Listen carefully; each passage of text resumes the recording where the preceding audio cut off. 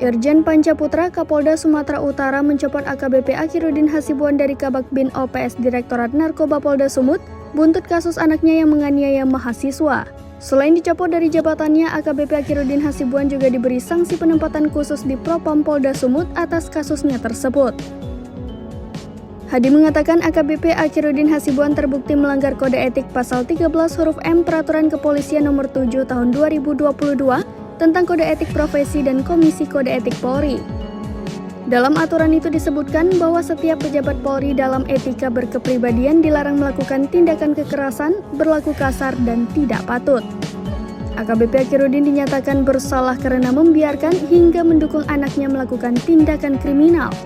Di sisi lain, Polda Sumut juga telah menetapkan anak AKBP Akhiruddin Hasibuan, Aditya Hasibuan, sebagai tersangka dalam kasus penganiayaan tersebut. Sebagai informasi, Aditya Hasibuan diduga melakukan penganiayaan secara sadis terhadap seorang mahasiswa bernama Ken Admiral pada 21 dan 22 Desember 2022 lalu di Medan.